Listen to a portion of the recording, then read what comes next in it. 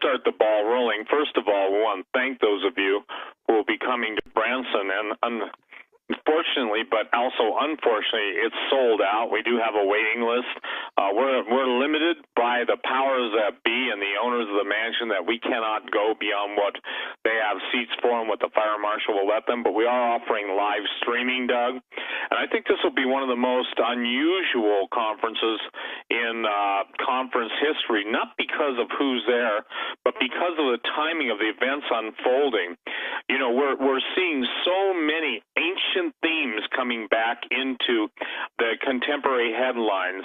If you look at Drudge, I think they had 5 or 6 of them, new dinosaurs, blah, blah, blah. I mean, it's everything that we've talked about. And so what's interesting is that, you know, when people all over the world, they obviously can't come to Branson. There's no seats available, but they can learn, I think. And so what our goal is at Branson is to give them an understanding of history from start to finish. And it's like Derek's book, The Great Inception. It's Satan's psyops from Eden to Armageddon. And most people don't understand the connection. The idea is simply this, that truly there's nothing new under the sun. And when it was so effective the first time for Satan to promise Adam and Eve that if they just would eat of the fruit of the tree of the knowledge of good and evil, they would become like God. Right now, everybody in the billionaire world and in the prolonging life forever mode is basically talking about there's nothing that will be kept from them. So we have what I call technological Babylon. That's one of my words I coined a number of years ago. That's taking place. And just as God came down to scramble the languages, there's going to be an event. I don't know what, but I think that we can take our cue from the past. There will be an event. It's going to scramble everything up. It's interesting because, as you know, Derek, they were talking about AI developing a language that they could not interpret, so the machines started talking to themselves. And it's my contention that as AIs and robotics and sex bots and everything else become more and more, how should I say this, human-like by the efforts to replace humans, that we're in the period of the Terminators. We are in the period of, beyond Arnold Schwarzenegger coming from the future to do whatever he's going to do. And so I want to turn that over to you, Derek, because, again, from Eden to Armageddon, I asked Derek, too, before we went on the show tonight, earlier this morning, I said, Derek, I want you to share go where you want to go. Now, Derek's going to be, officially presenting a lot of stuff at Inception, from his book, The Great Inception, at Branson.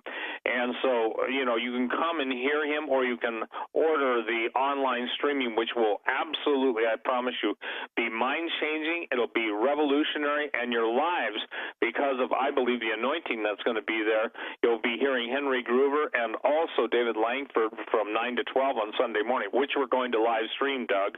I think it's going to be a powerful, powerful thing. And I think God is literally, I'm going to call this a Queen Esther moment for such a time like this, because as the days grow darker, people need to understand the power that's available to them through the living God that the pulpits, and you and I call them the pulpiteers, have robbed from the people. So, Derek, aren't you surprised, and probably not surprised, but aren't you, I don't know what word to use, amazed maybe at how many headlines now are breaking forth about the ancient this, ancient that thought?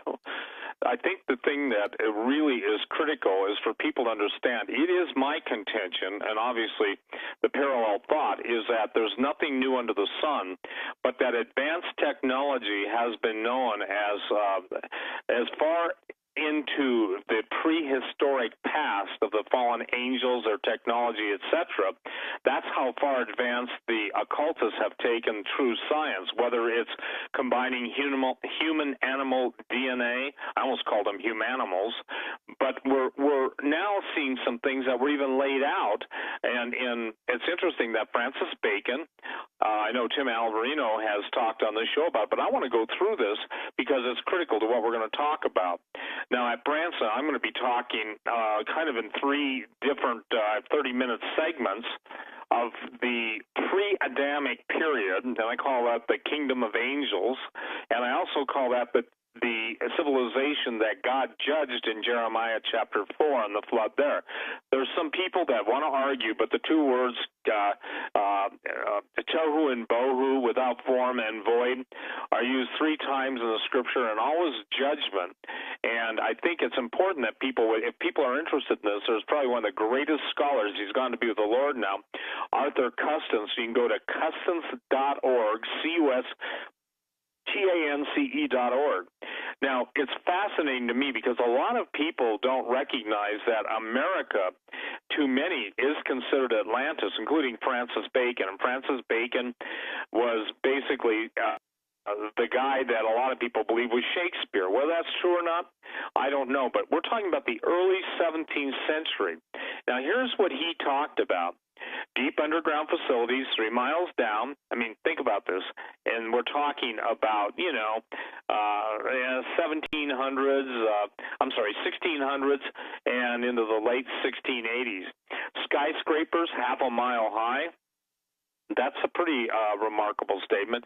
Wind and water turbines, artificial atmospheric devices, electrical devices, genetic labs, industrial manufacturing, lasers, powerful telescopes, spectacles for the eyes, magnifying glasses, audio amplification, including headphones, advanced firearms and missiles, flying machines, submarines, and holographic projections. Now, it's important that people understand that there's been a group, and I've been told that the true name for it is the Egyptian priesthood, even though we're going to talk tonight about stuff that goes back into the Sumerian period of time, all of the Sumerian gods. But what's fascinating is simply this.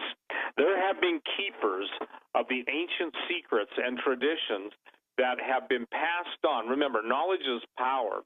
And to these, I will call them this, these assignees of the forbidden knowledge and the forbidden technology, they have always had, if you will, the passing down from their generations to generations. In other words, an all-secrets club of those who are preparing the earth for the return physically of Satan on earth and the time where he will try and rule and reign for 42 months. Now, what's interesting is that there's no way that Francis Bacon could have known this on his own without having a record of it. And if that's true, then you can go to Tenochtitlan in Mexico City, and some of the original designs there are very similar to what obviously Plato wrote about Atlantis. And what is also important is Solon, the Plato's, if you will, mentor, was told by the Egyptian priest of Sais, S-A-I-S, that you Greeks are but children. There have been many cataclysms and will be many more. So it's fascinating that when you take everything into consideration that we're going to be presenting all the different presenters and authors at Branson, the central theme is fascinating because basically it goes back to the times that we know. It's Derek putting pieces of the puzzle together. It's all of the different speakers. Obviously, the extraordinary work of Tom Horn, Dr. Michael Lake, and what's curious is that so much of it takes place in South America. Obviously, L.A. Marzulli will be speaking. We've got the foremost speaker in the world coming in on this, and I call him the most interesting man in the world, and his name is Anselm P. Rambla. And so when you start seeing the secrets and the mysteries of the Andes unfolding, and all of these events globally, worldwide coming to pass, new announcements every day about whether it's a cannibalism in finding bones with teeth marks, and there's all kinds of genetic tests you can do to identify that, the denial of cannibalism, yet the headlines fills the newspapers, magazines, movie theaters, imaginations, and video games. I think it's 14 or 15 video games that now have cannibalism as one of the central themes. For the record, the giants that fled the Holy Land and fled Joshua's command from the Lord. They went all over the world. And it may be interesting everyone to know that even John Wesley Powell, who was a curator of the Smithsonian and started covering up stuff, even he was investigating the pyramids along the Mississippi, Ohio River. And then the other thing that's interesting, in Wisconsin. So you can actually go on and do a search for Wisconsin pyramids. And those of you that might be connected or have good night, LexisNexis at your command, there's so much stuff on LexisNexis that about this that has been sanitized from the mainstream internet searches that it is mind-blowing. Literally, you can get lost in this stuff. I'm also going to be talking about something that's fascinating is this. There are multiple external resources and dissertations from different people around the world how literally the Egyptians covered the entire world with their seafaring skills. Now remember, you always think of just Thor Heyerdahl, if anybody's familiar with that, and Kon-Tiki, but it's way beyond that. Some of the Chinese, if you will, 2000 BC ships were 110, just about 410 feet, over 100 meters. And Maui, and this is fascinating, the island that Maui is named for was an Egyptian god. All of the totem poles and all of the different, if you will, idols that all these seafarers carried all go back to Egypt. And then in the book that Tom Horn and I wrote together, Cloud Eaters, and again, the Cloud Eaters book, the Cloud Eaters was simply talking about the giants. As you looked up at them, they were so tall that it looked like their heads were in the clouds. And I was like, no, I can't say it. I was going to say, if you look at modern society, you'd think their heads are someplace else, but I won't say that, okay? In other words, I can't say that. But the point is that the idea that the Egyptians were in the Grand Canyon, it's a matter of mockery to some, but the point is there's guys who are even the Native Americans that trace their lineage to that. And it's not because somebody came over from Egypt, married a Native American wife and produced that. That's not what they're talking about. They're talking about in the ancient times. So the idea is that very, very clearly that the caves throughout the United States, the Americas, all of the underground tunnels, all of the different repositories for information artifacts, those things are a matter of record, there was a time when the gold artifacts from Kincaid's Tunnel were on display in the Smithsonian, Washington, D.C. It's fascinating because one of the artifacts was King Akhenaten and Queen Nefertiti. So the astonishing thing is that there was a global draw to the Americas. Now remember, America was known as Amaruca to the natives, and that's the land of the plumed serpents. So if Atlantis was destroyed, and if the Americas are part of it, or if there are places in America, it still is interesting that to the South American, the Native Americans, they knew this land as the land of the plumed serpent. Then you get into the understanding of who the plumed serpent was. You get into Quetzalcoatl, Viracocha, Kukulkan. In essence, it goes to the white giants that came from the east. I think Tim Alberino found probably one of the most remarkable things that's been found in contemporary society as it relates to the Old Testament, where they found literally how do I put this nicely? The complaining area that was written in not so nice language about Joshua. They were fleeing. The giants were fleeing Joshua, the usurper.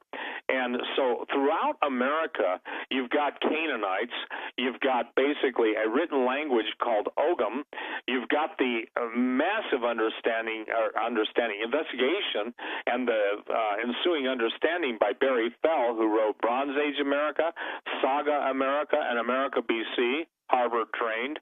You've got too many things stacking up. You've got too many things lining up. So remember this. If you've controlled the narrative for thousands of years, there's a reason you didn't want the truth out. And that, by the way, that's true so many times in pulpits. I can't tell you, people from all over the world say that when they ask, for instance, Derek, their pastor to look into this, it's almost like they think, they feel like they're vampires because the pastors, some of them just literally freak out and say, we won't go there, we won't go there. It's because the believers, and by the way, God's got nothing to hide of the truth.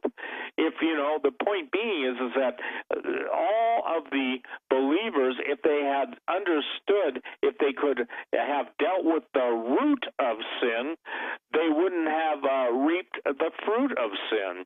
In other words, it is the beginning of a thing, and that's why Jesus cursed the mustard tree, if you will, and said, not the mustard tree. He cursed, and I apologize, everybody. I've been fighting a headache all day.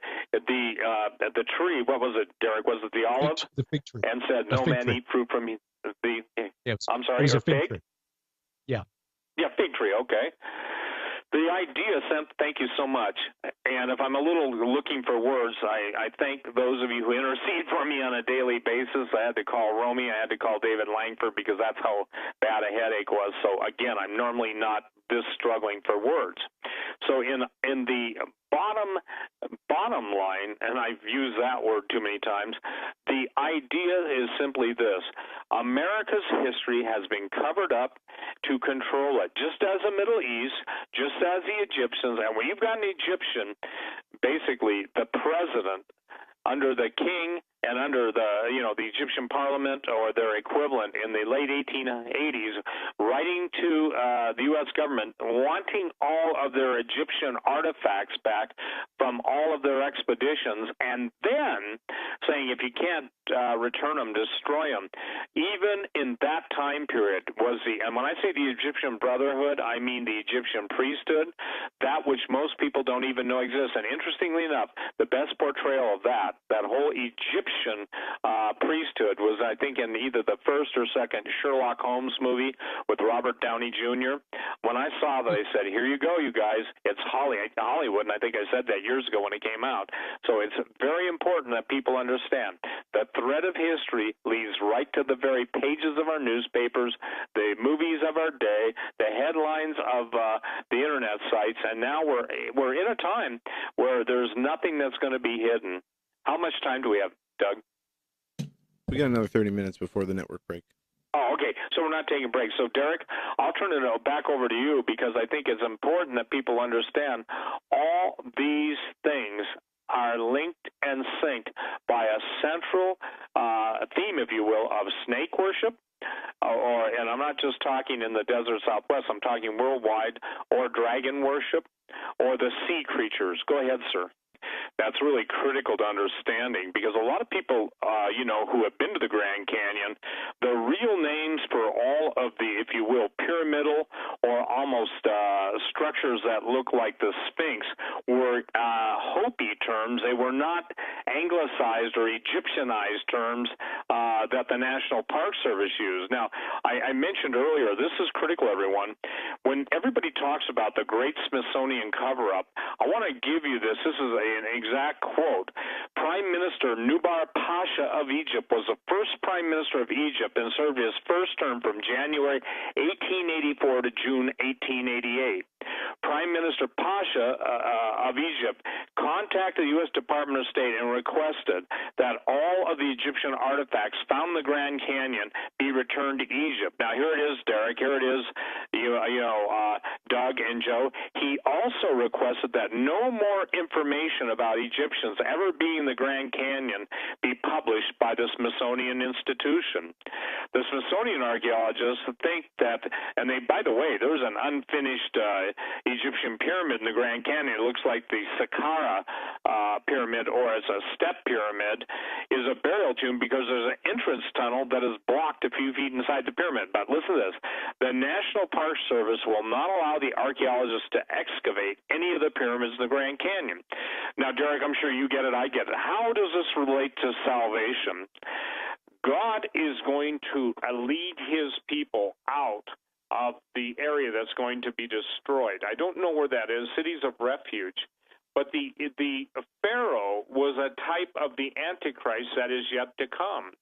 And interestingly enough, the final element when the children of Israel left was, obviously the idea that there is great judgment on Pharaoh, the Red Sea.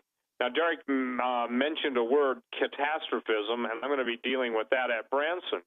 What if the true biblical narrative, and by the way, the book of Job has a lot to say, as well as other Old Testament books, about God's catastrophic judgment upon a planet called Rahab.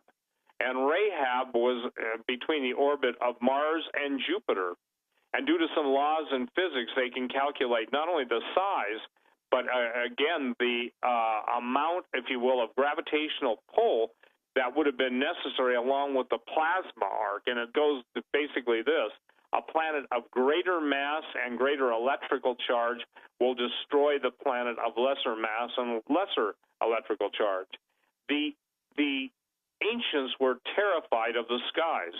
What I've found through all the years that I've been doing this is all the observatories, every place in the world, all of the astronomers who had the ancient knowledge passed down to them, Tom Horn's trip to Mount Graham, everybody is looking for the skies. They're looking for the, if you will, the testimony of past judgment, but the future judgment coming upon the earth, whether it's Apophis or whether it's other heavenly bodies. Here's the thing, Dirk. We talk about the planets, and everybody will deal or concern themselves with, Planet X, Gabriel's fist, Lucifer's hammer, the 10th planet, all these different names, but they avoid probably the greatest fingerprint of a catastrophic judgment on Lucifer. And you can go into Ezekiel, the stones of fire, Hebrew idiom for planets, the idea that each star was the abode of an angel,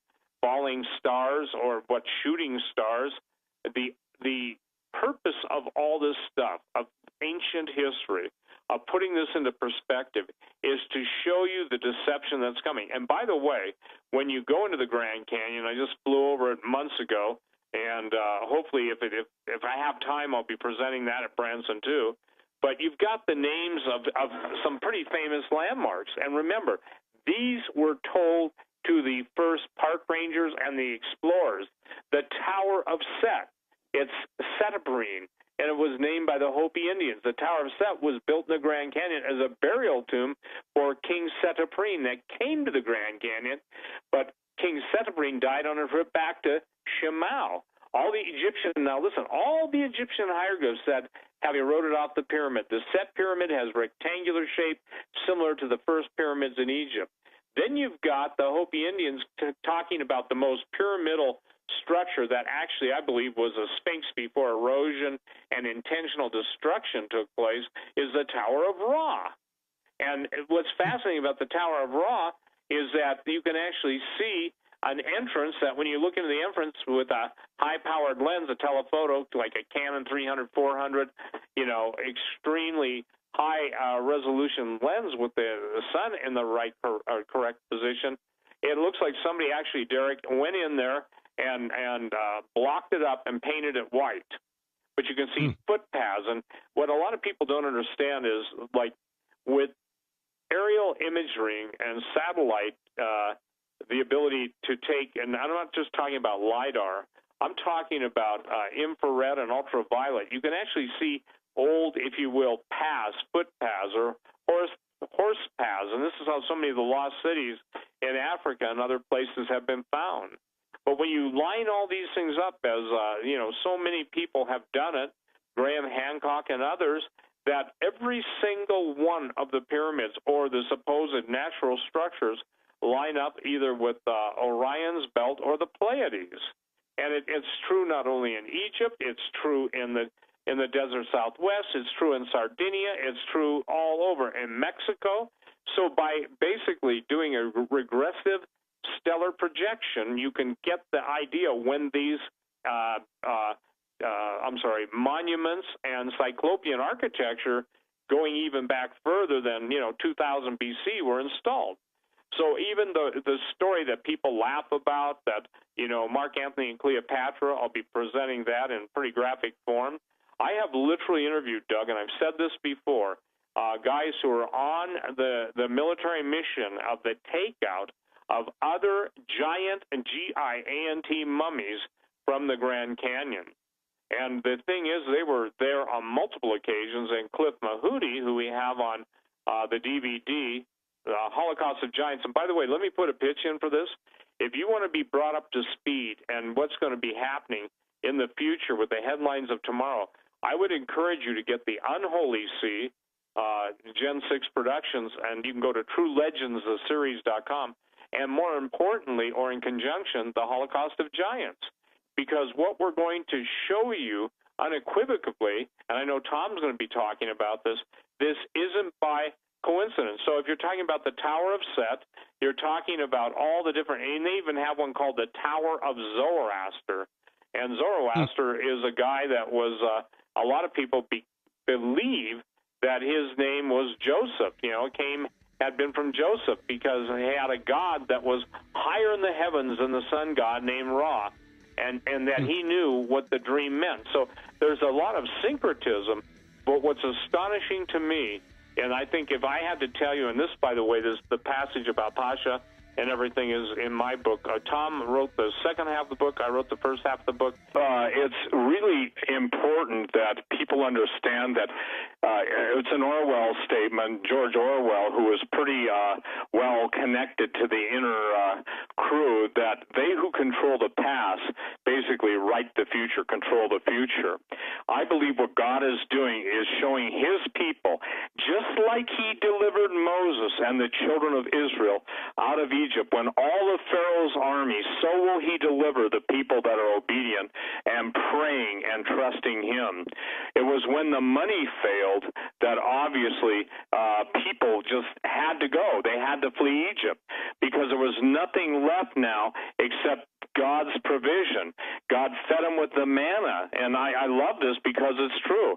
When God feeds you, he knows what's nutritionally sound. I'm convinced, Derek, that God knew the nutritional supplemental value of manna. I am convinced that in one wonderful heavenly angel food wafer, you didn't need 400 bottles of every amino acid vitamin. I'm not mocking it, but I would just say this. With manna's inherent creator would come the nutrition that would be beyond description. Now, getting to quail, i.e., obviously, when the children of Israel were unhappy with the manna, they wanted meat, and God sent them the meat. But unfortunately, people couldn't stomach the meat, and they started to vomit. It's kind of like the truth. People cannot handle the truth. Too much is forgive me, sometimes too little is too much for them to digest. I also want to say this, that, Joe, the reason that the Smithsonian, and I wrote this in my book on True Legends, listen, unless you understand who set up the Smithsonian, James Smithson, who was the head of it, John Wesley Powell. John Wesley Powell even is in his own records talked about giant mummies and everything else, and the idea simply that everyone's got to get across and get through is that the history you've been taught is a total bloody, repulsive lie. And I will say this, Derek, I believe that the forbidden fruit is now and will yield its ultimate harvest and the damnation of billions. The scripture, now that's a powerful statement. I just got that at the moment. But the forbidden fruit, the same stuff that was offered to Adam and Eve, look at how many people have suffered under original sin, and look at the price the human race has paid. But more importantly, look at the price that God's Son, Jesus Christ, has paid to redeem us.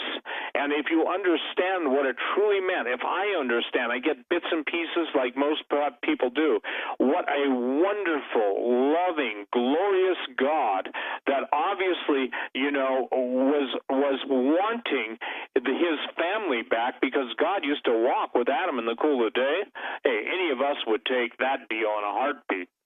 But the point being is that the forbidden fruit is now yielding It's ultimate harvest and damnation. Now, what is the quintessential goal of Google? What's the quintessential goal of total spy apparatus over the entire world? Doug, what's the final, at the end of the day, no matter what the technology, what is the word that is used to basically define it all? To define specifically what, Steve? I'm not the sure. Surveillance net? I'm the sorry. Surveillance? Well, the eye in the sky, but I'm... Well, yeah, no, I'll make it easy. I'm sorry. Pay attention, grasshopper. Today, I say to you, you have two teachers. Both are trying to give left brain and right brain information that you need. So pay attention, grasshopper. I'm just kidding. So anyway, the thing is that we're at this junction where the ultimate control is information. It's if you will, it's the devil's promise in the form of a lie being bought by the technocrats who are trying to live forever apart from God, claiming we will not have this man Jesus rule over us, and all of the things that Derek and myself and Dr. Lake and L.A. Marzulli and all of us, Timothy Alberino, Anselm P. Rambla, all of us who are going to be at Branson, you're going to see a central theme and a central chord. And guess what the good news is, everybody? This is what all you that go, I don't know why they talk about this stuff. This has nothing to do with salvation. It has everything to do with salvation. If you're believing a lie and you're living in the lack of knowledge, God's declaration of the will is his people are destroyed for lack of knowledge. Remember this, the occultists, they smile, they smirk, they mock, they scorn, they scoff, and they know this stuff is true. It's just the Christians that should walk in the light as he is in the light and have fellowship with one another in the light do not want to deal with reality, because with reality brings responsibility. With responsibility brings ultimate accountability before the living God. So what we're doing, what Derek and I and others are doing, is trying to show you the tapestry. We're trying to put the thread that God has given us individually, and now he's bringing it together collectively. And Derek, I'm going to turn it right back to you. I'm kind of interested in to see how God weaves this all together, because I think the tapestry that God is the tapestry of redemption, and it's going to set people free. It's going to empower people, because the days that we're coming into, it's impossible for the mind of humans to embrace it. But God's given us a little bit at a time, and revealing much more than much more than he ever has in history. And that's what, Derek, you and I and all the men that are going to be there get to be, I guess you'd say, fingerprints in the creative and the redemptive purpose of Jesus Christ. You know that Tom Horn and I and others have been warning about, and this is critical, Doug, is that Christians are embracing transhumanism. For a Christian to say that they're embracing transhumanism is like saying, God, you didn't do it right, or God just kind of wound it up, stepped out, as Francis Schaeffer wrote, stepped out of the universe, and the clock just runs on its own.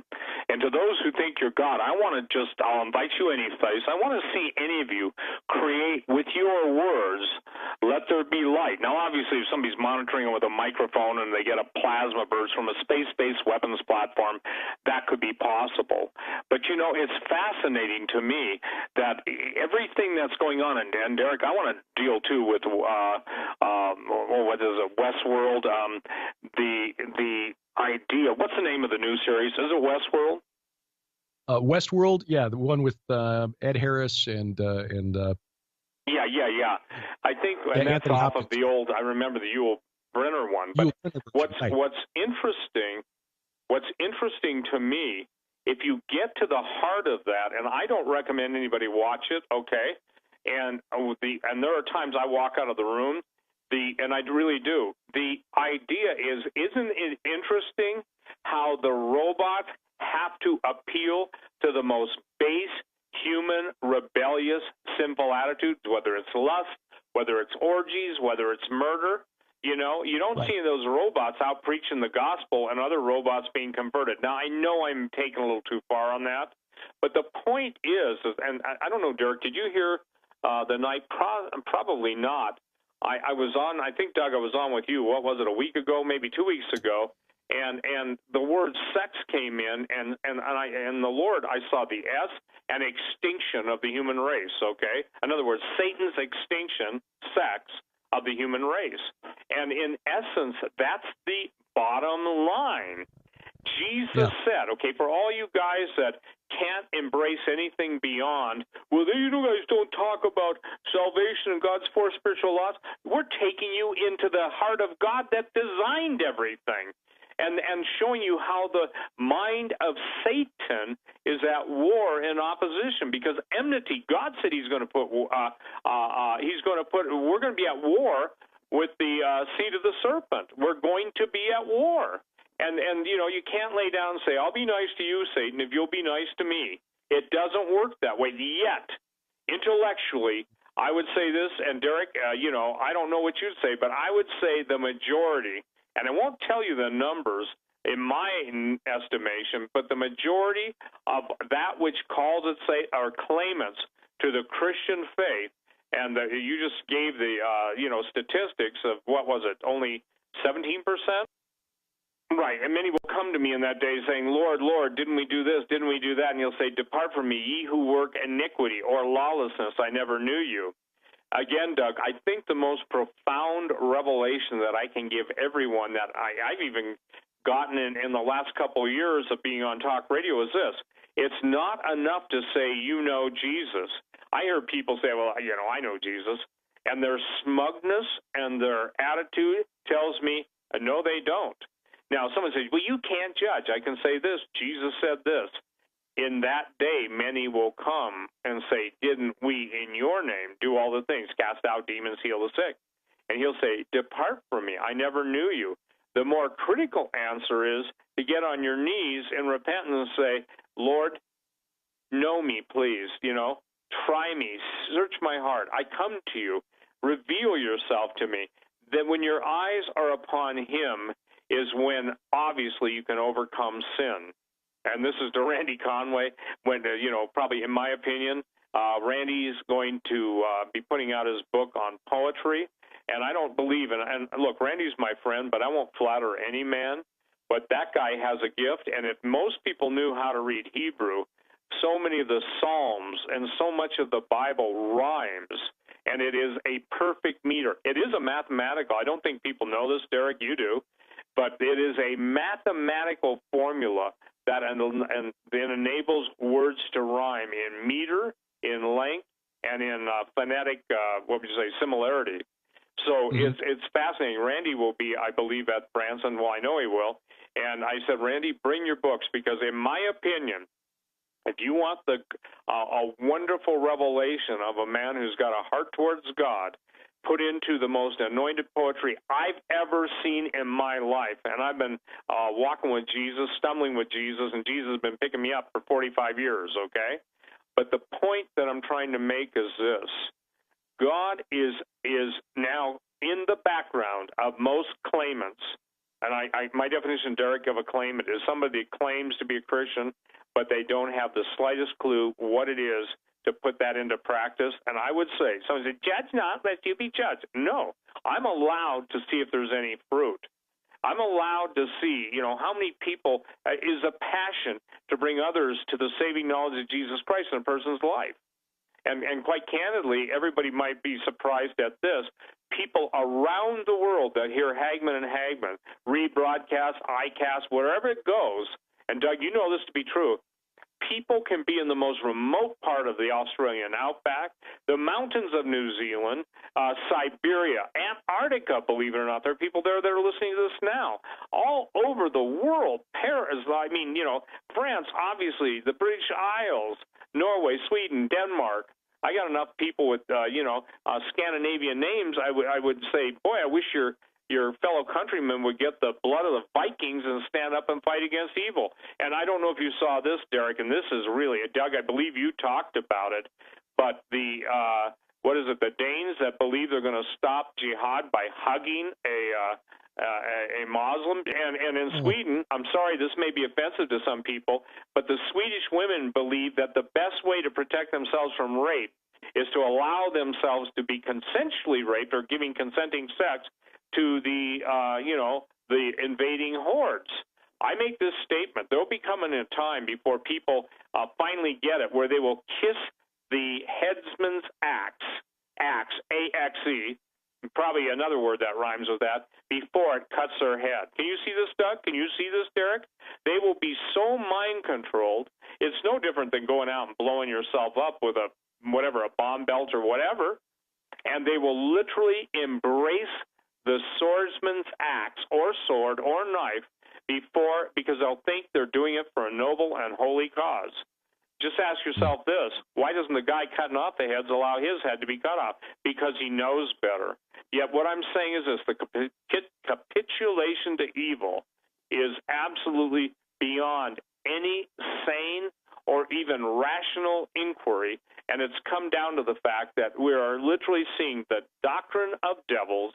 We're seeing Skynet was the word, thank you, Kim, in the Terminator movies, and now we've got the World Wide Web, we've got the Internet, and we've got now an intranet, and very soon we'll have a body net by nanobots in our bodies. Pretty soon we'll have, if you will, a giant umbrella listening to our thoughts, trying to control our thoughts, and people say, where is God in all this? I'll tell you where he is right now. He's letting two people right now talk, Derek Gilbert, Steve Quayle, and others. I'm not just saying we're the only ones. I'm just saying right now to warn you. And God said his people are destroyed for lack of knowledge. Jesus commended the children of this world being wiser in their generations than children of light. And again, I'm sorry, and I guess my question is still, Lord, why are we a bunch of dumb sheep? Because the Lord said, all we like sheep have gone astray. And so the wolves come out. Right now they've got glaring neon wolf wear, they don't have their loins girt with truth. They've got their chest with an apron. They've coming out with a knife and a fork, salt and pepper in their eyes, and going, you look good to me, sheep. And listen, the idea of us being sheep, God is a shepherd. I don't mind that. But listen, unless sheep get wise and go into the mountains I'm likening to the presence of the living God. And in Montana, I'm flying around and there's all these mountain sheep, regal rams, but they're out of the reach of the wolves. The wolves can't go that high, and they're not sure-footed enough. If your feet are shed with the preparation of the gospel, part of the armor of God in Ephesians 6, you're going to be able to walk in high places, and you'll have hinds feet in high places. And what that literally means, and in case most of you have never seen this happen, how any mountain goat or sheep can be so sure-footed that on literally a vertical face, they can jump from one small, protruding rock, and I'm not talking ledges, I'm talking individual stones, and not go down thousands of feet is astonishing to me. And guess what, Derek? They always know before they go the way back. They just don't go blindly into the future, but they always know the way back. And I've watched that.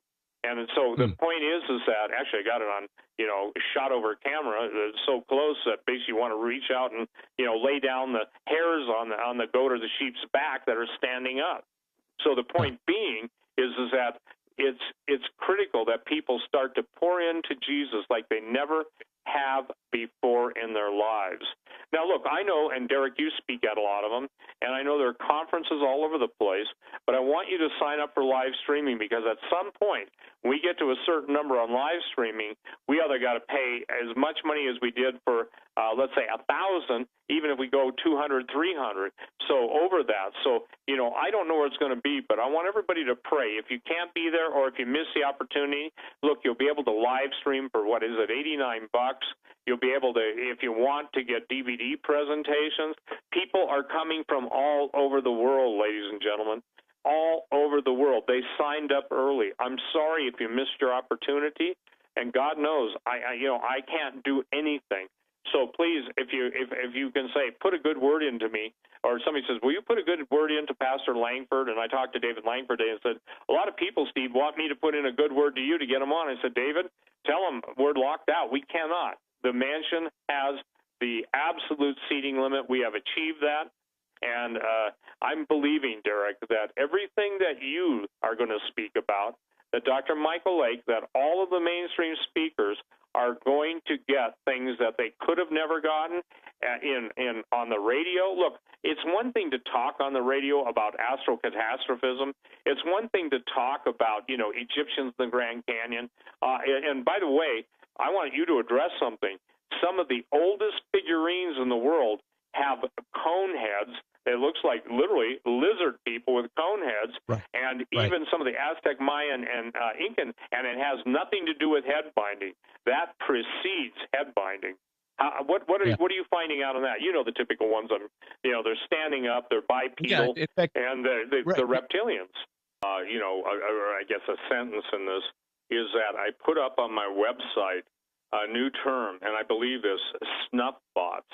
And snuff bots go along with what you're saying. A snuff, basically film, or the word snuff, means to kill, to murder, or to literally engage in the act of murder and sex accordingly. Can you imagine, if you will, well, let me just call them a sex bot. And the sex bot is reading your mind, and I'm talking about with the technology that we've talked about, you've talked about, I've been on your show, or not your show, but, your show. Good night. Mm-hmm. I think I've been on your show. It's time for me to repay you, and I've enjoyed it. By the way, I got a new name for you. You're going to love this, okay? I call you the Encyclopedia of Gilbertica. I mean, because I don't think anybody, you got that. Gilbert's his last name, and Britannica, Gilbertica, another attempt at humor. But I don't think I've ever been on any show where I feel so free that I can go in any direction, know that you at least can ask intelligent questions. And I just want to commend you for that, because God has used you kind of as a data repository. And so, it's cool to see, the release now of all of the, you're a very clinically processing, thinking individual. And so it's neat to see that, each part of the puzzle piece that God's giving to different people, now he's fitting together. The scripture says jointly fit together. I can tell you, I've tried to move puzzle pieces for a lot of years, and all it did was, can't resist, put me in a predicament and puzzled me, okay? Now God's moving the puzzle pieces, and he's putting it all together. So go ahead, snuff bots. And I think that what people don't understand is, just as you can have a female femme fatale, just as you can have a hitter, a shooter, an assassin, you can have, kill bots, murder bots.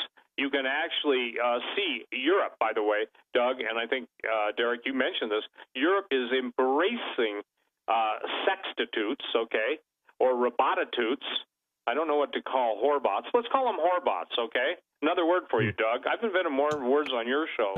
So they're embracing the whorebots to the point where the working women, those who are, a human being, prostitutes, and, the word whore, are complaining because their business is drying up. And meanwhile, men are lining up to visit these places. So, it is such a turn of events, but it wasn't unforeseen, Doug. Thank you. 15 years ago, I wrote Genetic Armageddon. And all the stuff that was in there, people would not receive it. It's not that they couldn't. Meanwhile, behind the back of the laboratories, people are working overtime on this. So, Derek, I want to thank you for bringing it up and continue, because this is critical. There are Christians saying that this is a good thing, not necessarily the sex bots, but that the transhumanism that will live forever. You can't call that which God has created and sent his son, who Colossians 1:16-17 said God put in actual the overseeing of creation, all things that we see, and that, Derek. I mean, that has to be said, Derek, because and whether they're Christians or not, I would say this: if you deny the basis of the tenets of faith, if you believe you are God, you have swallowed the lie of ye shall be as gods, and therefore the judgment that awaits and this is harsh, but it's true, the judgment that awaits the fallen angels, Lucifer. And by the way, you know this, not enough people know this, but Lucifer, they always argue with me, he's not Satan. Well, Lucifer was absolutely, the 28 says the anointed cherub. So there's a whole different level of hierarchy. And so if everybody wonders, well, why don't some of these fallen angels rebel? Because evidently against even him, the point is they've lost their ability to do so. And I'm not saying they ever would, but what I'm saying is that we do err that we do not know the power of Scripture. We do not know the God of creation, and we do not believe in God's wonderful presentation of His Son to accept Jesus Christ as Lord and what it means to be able to repent and be forgiven.